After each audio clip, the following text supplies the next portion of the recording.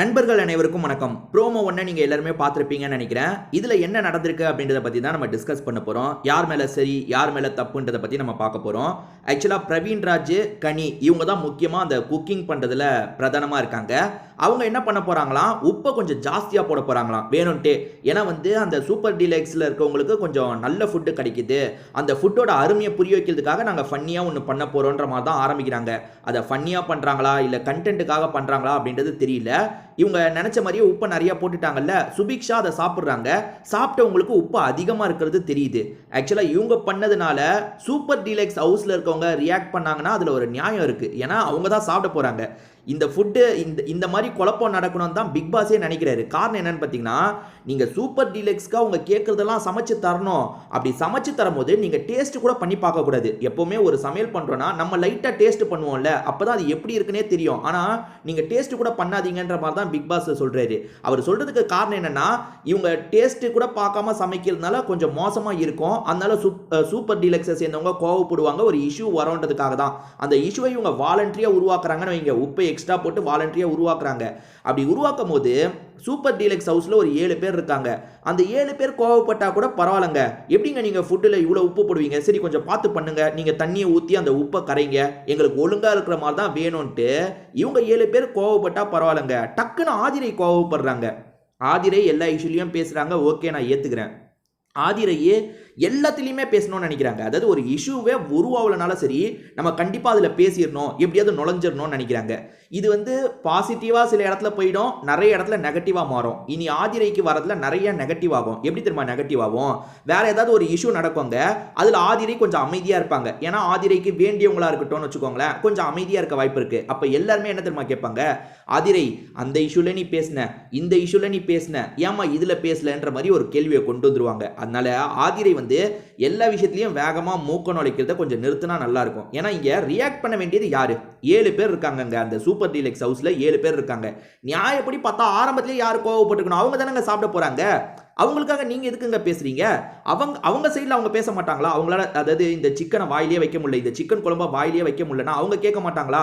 என்னங்க இவ்வளோ உப்பு ஜாஸ்தியாக போட்டிருக்கீங்க, நாங்கள் எப்படிங்க சாப்பிட்றது, நீங்கள் முதல்ல இதை சரி பண்ணுங்க அப்படின்னு சொல்ல போறாங்க. என்னங்க உப்பு அதிகமாகிடுச்சு, அதை சரி பண்ணணும், அவ்வளோதானே. இந்த 7 பேருக்கு அதுதானே கேட்க போறாங்க. நீங்கள் ஏதாவது தண்ணி ஊற்றியோ ஏதோ பண்ணி எங்களுக்கு சரி பண்ணுங்கன்னு கேட்க போகிறாங்க. அவ்வளோதான் நடக்க போகுது. ஆனால் ஆதிரை இந்த இடத்துல இவ்வளோ ட்ரிகர் ஆகிறதுக்கான அவசியம் என்னன்னு தெரியல. ஏன்னா ப்ரோமோவை பார்க்கும்போது ஆதிரை ஸ்டார்டிங்கே பேச ஆரம்பிச்சாங்களா இல்லை பின்னாடி பேச ஆரம்பிச்சாங்களான்றது நமக்கு தெரியாது. அது ஃபுல் எபிசோடு பார்க்கும்போது தான் தெரியும். பட் ஆதிரை இந்த விஷயத்தில் இவ்வளோ கோவப்படுறதுக்கான அவசியம் கிடையாது. ஆதிரை எல்லாத்தையுமே கொஞ்சம் நம்ம வெளியே தெரியணும்னா எல்லா பிரச்சனையிலையும் நம்மளோட தலையீடு இருக்கணும்னு நினைக்கிறாங்க போல. அதுதான் எனக்கு தோணுது. சரி, ஆதிரையை பொறுத்த வரைக்கும் எந்த டீம்ல இருக்காங்கன்னு இவங்க பேசிக்கும் போது தான் தெரிய வந்தது. அவங்க குக்கிங் டீம்ல இருக்காங்க, அதாவது அந்த கிளீனிங் டீம்ல இருக்காங்க போலங்க. எனக்கு இந்த வீட்டில் நான் வந்ததுல இருந்தே ஒன்று கவனிக்கிறேன், நீங்களும் கவனிச்சிருப்பீங்கன்னு நினைக்கிறேன். கவனிச்சிங்கன்னா சொல்லுங்க. அது என்னன்னு பார்த்தீங்கன்னா, கிச்சன் டீம்ல ஒரு 4-5 பேரை பார்க்க முடியுதுங்க. கனி மேக்சிமம் இருக்காங்க, பிரவீன்ராஜ் மேக்சிமம் இருக்காரு, நந்தினி அடிக்கடி பார்க்க முடியுது, ஏன் கலையரசனை கூட சில சமயங்களில் பார்க்க முடியுதுங்க. ஆனால் இந்த வீட்டில் சுத்தமாக பார்க்க முடியாத கேட்டகரியில் சிலர் இருக்காங்க. அதே மாதிரி கிளீனிங் டீம் இருங்க, கிளீனிங் டீமை சொல்லிடுறேன். அதில் விஜய பார்வதியை பார்க்க முடிஞ்சது, அதுக்கப்புறம் திவாகரை பார்க்க முடிஞ்சது. இப்போ விஜய பார்வதி கோச்சுக்கிட்டாங்க, நான் இதுக்கப்புறம் வேலை பண்ண மாட்டேன்னு சொல்லிட்டாங்க. அதனால இப்போ ஃபுல்லாக திவாகரை தான் பார்க்க முடியுது. என்னன்னா இவங்க எல்லாரையும் வீட்டில் பார்க்க முடியுது, மீதி கேரக்டர்ஸ்லாம் எங்க தான் சுத்திட்டு இருக்காங்கன்னே தெரிய மாட்டேங்குதுங்க. அந்த மீதி கேரக்டர்ஸ் யாருன்றதை உங்களுக்கு தெளிவா சொல்றேன். இப்ப பாருங்க, கிச்சன் டீம்ல 4 பேரை பார்க்க முடியுதுன்னு சொல்றேன். அதுலயும் அதிகமா பார்க்க முடியுது யாரு? பிரவீன்ராஜ், கனி. சோ அவங்க வேலை பார்த்துக்கிட்டே இருக்காங்க. நந்தினி கூட அதிக நேரம் பார்க்க முடியுதுங்க. சோ இவங்க வேலை பார்த்துக்கிட்டே இருக்காங்க. அதே மாதிரி திவாகர், பார்வதி கிளீனிங் டீம்ல வேலை பார்த்துக்கிட்டே இருந்த மாதிரி நமக்கு தெரிஞ்சது. இப்ப பார்வதி வேலை பார்க்கலனே வச்சுக்கோங்க, திவாகர் வேலை பார்த்துட்டு இருக்காரு.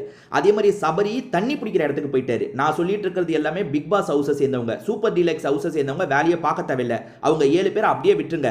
இப்போ அவங்களிருந்து துஷாரும் இங்கே வந்துட்டாரு, வியானாவும் வேலை பார்க்க தேவையில்லை. 7 பேர் அவங்கள வியானா போயிட்டாங்க. ஆனால் இப்போ பிக் பாஸ் ஹவுஸுக்கு துஷார் வந்துட்டாரு. நீங்கள் இதெல்லாம் மைண்டில் வச்சுக்கோங்க. அவங்க 7 பேர் வேலை பார்க்க தேவையில்லை. இவங்க டீமில் ஒரு 5 பேர் வேலை பார்க்கறது நமக்கு தெளிவாக தெரியுது. ஆனால் மீதி அப்போ 8 பேர் இருக்காங்களா? அந்த 8 பேர் என்னதாங்க பண்ணிட்டு இருக்காங்க? எனக்கு அதுதான் புரியல. இந்த கெமி என்ன பண்ணுறாங்க? கெமி வேலை பார்த்து நீங்கள் பார்த்துருக்கீங்களா? கிச்சனில் எப்பயாவது தப்பி தவறி இருந்தால் உண்டு, வேலை பார்க்குறதே இல்லைங்க. அதே மாதிரி இந்த அரோரா பொண்ணு எப்போ பாரு அந்த பையன் கூட உட்காந்து பேசிகிட்டு இருக்கிறது தாங்க செய்து, வேலை செஞ்சே நான் பார்க்கலங்க. அரோரா எப்போங்க வேலை செய்கிறாங்க? அப்போ அரோராக்கு என்ன வேலை இருக்குது? எனக்கு என்ன வேலை செய்றாங்கன்னே தெரிய மாட்டேங்குது. எப்ப பாரு இந்த திவாகர ஒருவேளை பிக் பாஸே திவாகர காட்டிட்டு இருக்காரா என்னன்னு தெரியலங்க. எப்ப பாரு திவாகர் அந்த ட்ரெஸ் போடுறாரு, பாத்ரூம் கழுவ போறாரு, அங்க கிளீன் பண்ண போறாரு. அவரே பண்ணிட்டு இருக்க மாரி எனக்கு தோணுது. அதே மாரி எப்ப பாரு கனி வேலை பார்த்துக்கிட்டே இருக்க மாரி இருக்கு. கனி எதுக்கு வந்தாங்கன்றதையே மறந்துட்டாங்க. அதாவது சந்தானம் படம் காமெடியில வரும் பார்த்தீங்களா? பாஸ் பொரியல் மட்டும் வச்சிட்டேன்னு வச்சுக்கோங்க, எல்லாம் சமையல் வேலை முடிஞ்சிரும்ன்ட்டு. எதுக்கு வந்தோன்றதையே மறந்து சமையல்காரனாவே மாறிட்டான்னு சந்தானம் சொல்லுவார்ல. கனியோட நிலைமை அப்படிதான் இருக்கு. எந்த அளவுக்கு கனி கிச்சன்லயே இருக்காங்கன்றதுக்கு உதாரணம் என்னன்னு பார்த்தீங்கன்னா, பிக் பாஸ் வந்து வெளியே நடக்கிற இன்ஃபர்மேஷனை சொல்ல மாட்டாரு. அதாவது வந்து ஒருத்தரோட பேரு டேமேஜ் ஆகுதுன்னா அதை கூட அவர் சொல்ல மாட்டாரு. ஆனா கனி விஷயத்துல கூப்பிட்டு பேசுறாரு. என்னங்க உங்களை பார்க்கவே முடியலன்ற மாதிரி கேட்கிறாரு. அது இன்டைரக்டா அவர் இன்ஃபர்மேஷன் தான் தராரு. அதாவது கனி நீங்க கிச்சனுக்குள்ளேயே இருக்கிறதுனால உங்களை பத்தி எதுவுமே தெரிய மாட்டேங்குது, நீங்க கொஞ்சம் கவனமா இருந்துக்கோங்கன்ற மாதிரி சொல்றாரு.